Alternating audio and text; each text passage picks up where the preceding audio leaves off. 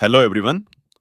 आज हम लोग जेईई मेंस 2025 का रे ऑप्टिक्स से एक क्वेश्चन देखेंगे।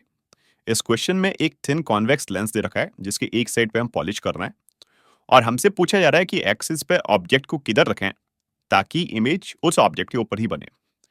तो देखो, सबसे पहले अपन ने यहाँ पे लेंस लिया और इस लेंस का एक एंड अपन ने पॉलिश कर दिया है। तो जो रे इंसिडेंट होगी वो बेसिकली लेंस से एक बार इंटरेक्ट करेगी, मिरर से रिफ्लेक्ट होगी और जाते वक्त फिर से लेंस से इंटरेक्ट करेगी। तो जब मैं इक्विवेलेंट पावर निकालूंगा तो 2 times power of lens plus power of mirror आएगा। पावर निकालने के लिए सबसे पहले हमें फोकल लेंथ चाहिए होगा। तो सबसे पहले अपन निकालते हैं focal length of lens using lens maker formula.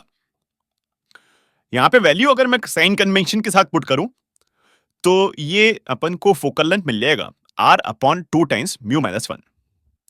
Similarly अगर मैं focal length of silver mirror निकालूं तो जो सिल्वर्ड मिरर है, मतलब जो कॉनकेव मिरर बनेगा, उसका फोकल लेंथ आएगा -r/2। फिर से मैंने इक्विवेलेंट पावर का फॉर्मूला लिखा।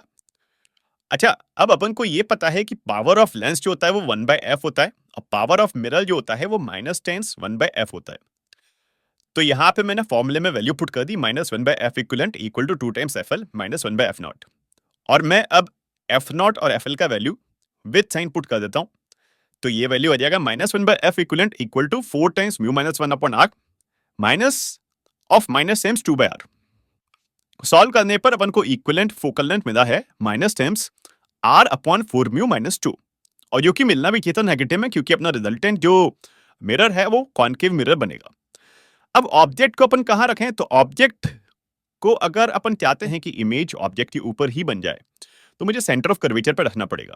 ठीक है, तो for an image to be formed an object itself it should be placed on centre of curvature. This implies कि u का वैल्यू 2f के बराबर होना चाहिए। दिस इंप्लाइज कि आपका u का value r upon 2 mu minus 1 आएगा। Thank you.